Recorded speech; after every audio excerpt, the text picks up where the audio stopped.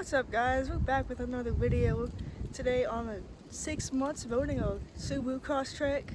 Gonna give y'all a little bit of a walk around, show y'all the inside, outside, and give you our thoughts and opinions after having it for 6 months. It is the 2025, so. Yep, so we'll let you know what we think. Alrighty, so here's the car. We got it in the crystal black silica. It's the premium trim, which comes with these kind of not necessarily chrome wheels, but definitely a bit shinier, one to clean anyway. Not just a dull kind of hubcap, so we kind of like that more. Now these headlights, you'll see when we get to the front how we got the fog lights down there and the multi-beam headlight up there. They are very bright, especially like at the kind of darkest bit of night, like just before the sun comes up. We noticed that they're very bright, and they will move when you steer and drive along like a curvy street or whatever. They will move with the car and with your steering input, so we thought that was very cool as well. Kind of a cool thing that Subaru does. I don't know if any other car companies do that, but Subaru definitely at least does, so we like that. American flag decal, we have one on the other side too. And of course, gotta have symmetrical all-wheel drive. Subaru, finest, and the car sticker in the back. Because of course, without God, we wouldn't even have this car. So that is the outside. I'm gonna show you the inside. Start on the passenger side. And we did actually, let me show you before we go inside. We do have the little light there on the side mirrors that kind of points down when the car unlocks and stuff. You can see it there. It's better to see when it's darker out. So here we have I think it's like a 11 or 12 inch touchscreen. I'm forgetting the exact dimensions off the top of my head, but it is a very large touchscreen that Subaru has. They started putting it in like the 2020 Outback, I think, 2021, somewhere in there, and then now on basically all their models except for their base trims, they have it on all of them. Sunroof, of course. These lights, we've debated getting these changed out, because I mean they're not bad, but there is some LEDs that you can get from Subaru and Amazon, places like that, and they can install it for you, and they are much brighter from what videos we've seen and stuff. Water bottle. Well, we have been using it this winter, so yeah. Muddy floor mats. Pretty spacious little glove compartment.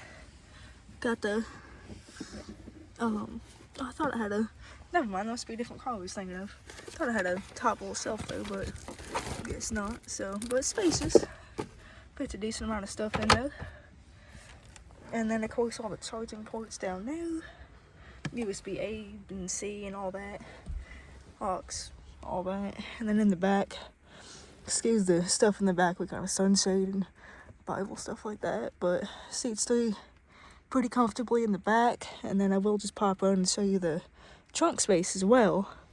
Of course, we're here at this little cabin for our anniversary, and we put cooler bag with all of our clothes and stuff in it, and some groceries in it, and it fit all in there perfectly fine. We do usually just have this little fold away tote thing for when we go to the grocery store, or umbrellas, snow scraper, stuff like that. But pretty spacious little trunk. These seats fold down, so in case you needed more space, if you had a few suitcases or something, they fold down pretty easily. So, but for a mid-sized kind of crossover, pretty decent space in the trunk. And I will just show you the back seat so you can get a bit better of an idea. So, like I was saying, space for 3 adults in the back. And I don't know if you can see that too well, but more power plugins over there. So yeah, we've been enjoying it so far, and we will do another little video stitched into this one, giving you our thoughts on it. But we just wanted to give you a walk around and let you know what we thought. Thanks. Alright, y'all, so we're here in the car now. Just gonna give you our thoughts after owning it for 6 months. Of course, as I mentioned, headlights, we like those a lot. Pretty spacious inside, comfortable seats.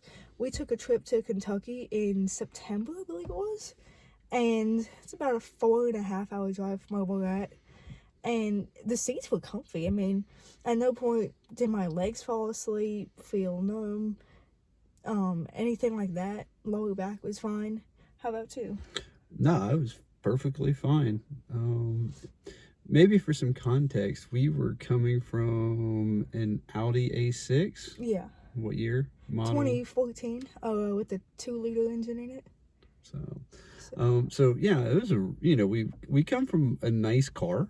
The Audi was a very nice car. So we was a little wondering, jumping into this, but no, it's really comfortable. It is. Seats hold you well.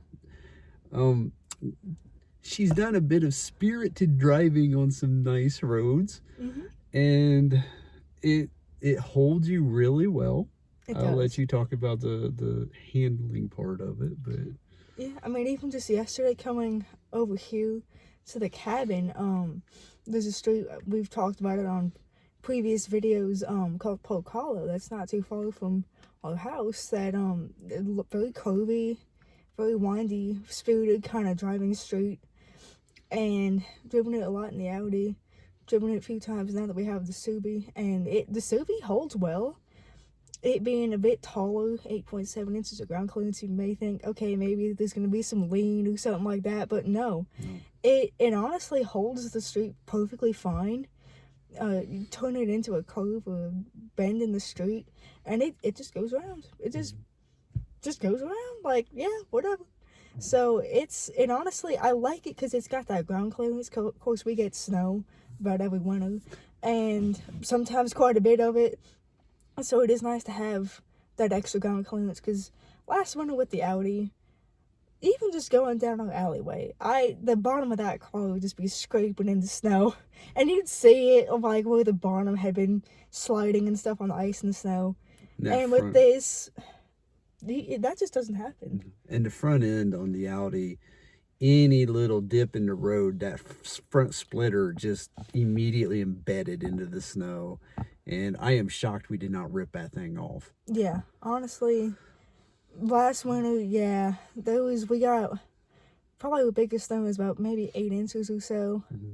And that first morning, I think I was taking you to work and going from the alleyway onto the street. I was surprised that it just didn't completely just get stuck. I mean, of course, I did high side it once, but that's separate. But I'm surprised I didn't high side it twice trying to get out that alleyway that other day. But this car is perfectly fine. It's like it's meant for the snow in some ways. So you say it feels confident in the snow? Yeah, I'd say definitely not just confident, but like I said, it's almost like it's built for that kind of winter environment.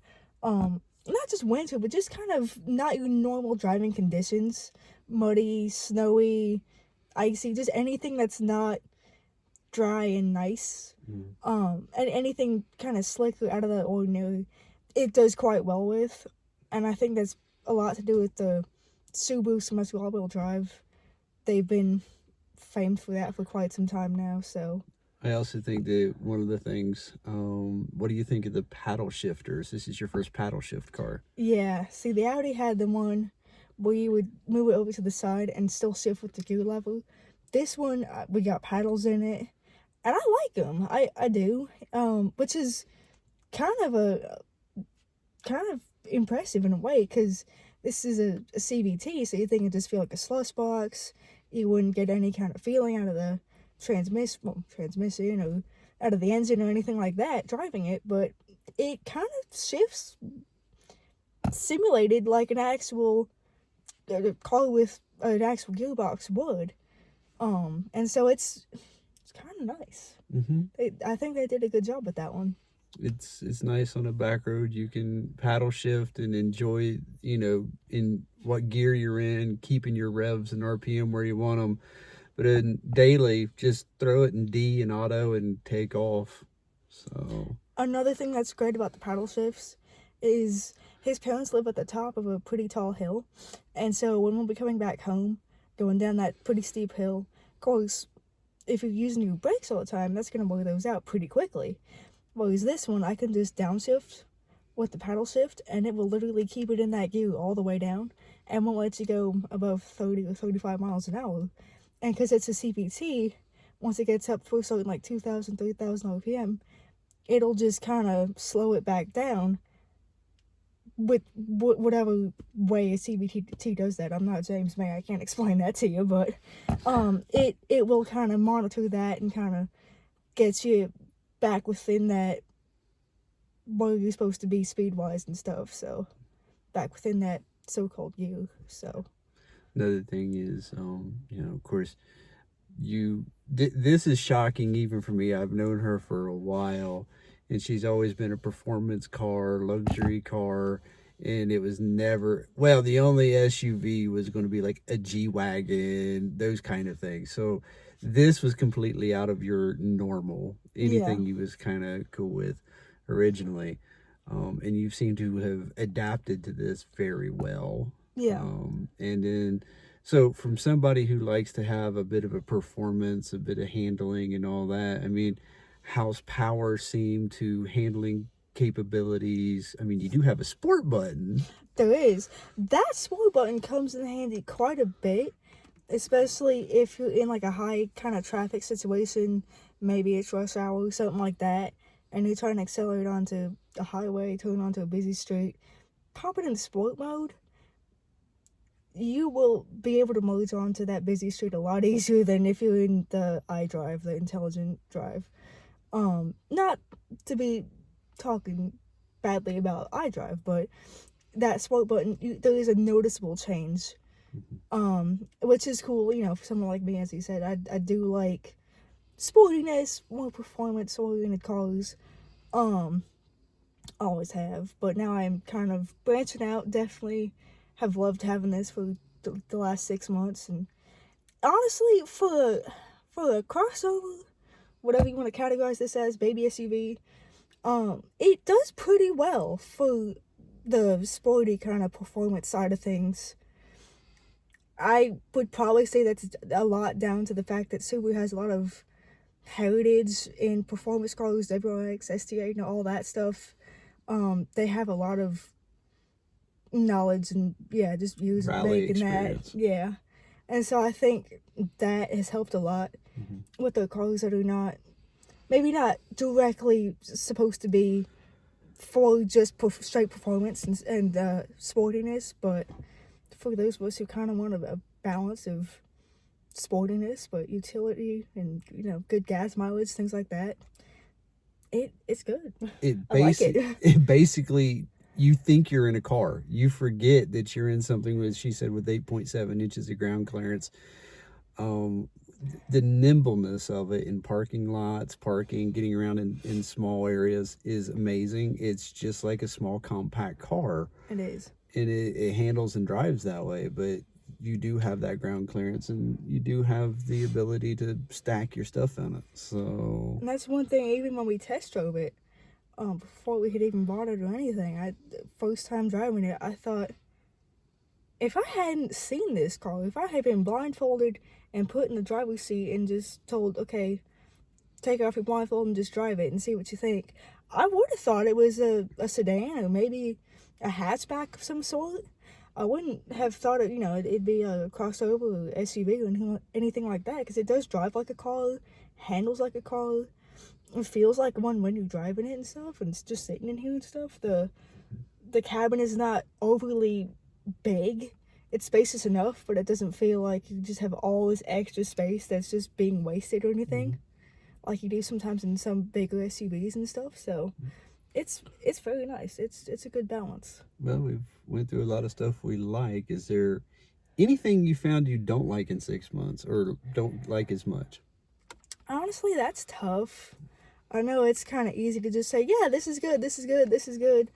And I mean, I do want to be completely honest with y'all. So, I mean, I don't want to leave anything out that might be good to note on the more negative side. But off the top of my head, I mean, the only thing I can think of is if you're just not the sort of person who wants this kind of car, then of course, yeah, like, don't look at one of these. Don't buy one of these. Mm-hmm. I don't know. I mean, good gas mileage, like we said, drives good, pretty spacious, looks nice. When it's clean, anyway. Yeah, when Right it's now clean. it looks rough. When it's clean. Bit ragamuffin now. But I mean, I'm struggling. I honestly am. I'm struggling. What about you? No. People talk about the touch screen being a bit dim-witted in here. There is a touch of lagginess, especially when you first start the car, but give it 15 seconds. If that, maybe 10. And it's fine. Yeah. It's fine. Not a deal breaker by any means. I'd buy another one in a second. I think people have overhyped that issue. 100%. And honestly, what I've heard, I don't know if you've heard the same thing, but what I've seen in some videos and stuff is that they're working to fix that on the new cars 2026 and going forward. I think enough people had kind of complained and said to them, hey, this is kind of a thing that we've noticed. So I think they're definitely working to fix that, so it's not going to be an issue in the future. And it's, in my opinion at least, barely an issue with the 2025s and below, so... One thing I will say that I have enjoyed a lot, and I know you have, that we haven't mentioned either, is the app for the car. Yeah. The car works off an app, and that's astonishing. That is an immediate spoiling. I know there's several car brands out there who have this. But if we never did, though. Yeah, and if you've never had it in your life, it's fantastic. Yeah. You can start the car, you can control the climates, you can unlock doors, lock doors, you can check everything is there. You can locate your car, everything is through that app. It's brilliant. You can even do like a maintenance intervals. I had to reschedule all 6,000 mile oil change for this upcoming weekend, and I was able to just go in the app, cancel the one that we had scheduled, book a new one for this weekend, and I mean, it was done within like less than 5 minutes. Yep. So I mean, it's great. It'll tell you your oil life, how many miles you got left, what dealership you need to go to, like who's your dealer. Not to sound, don't read into that, but Pause. Yeah, pause. But yeah, but it'll tell you everything you need to know about your car and let you do about anything. Start it up, like he said, lock, unlock. I mean, what else do you need? It's brilliant for Check them. You know, you got a foot of snow outside, your car's buried. Just start your car, full blast heat, defrost, everything full on, and just let it run. And then when it kicks off, just start it again. And really, it'll kind of defrost itself in that regard. So it'll at least get the snow and ice and stuff soft enough so we can easily just kind of scrape it off and brush it off. And then the car's nice and warm when you get in, too. Yeah. So. And at least we got the premium model, so I think anything premium and up, at least on the Crosstrek, does have heated windshield wipers as an option. So that's also very nice to have. That helps. Of course, you don't have to be one of those people who's got the windshield wipers sticking straight up in the air and having the chance of smacking the windscreen and cracking it or something bad like that. So that's great to have too, so it's not getting stuck to a windshield and when it's negative 12 out or whatever. So. Yeah, say negative 12, foot of snow, and your wipers still work. That's great. Yeah. One downside I remember. This model, and I think they're changing it for the newer models, has push button heated seats here on the console. Yeah. You can't control those in the app because it's a literal physical button on the console. So your heated seats don't work, and I'm telling you, the heated seats are really nice. That is the Subaru knows how to do a heated seat.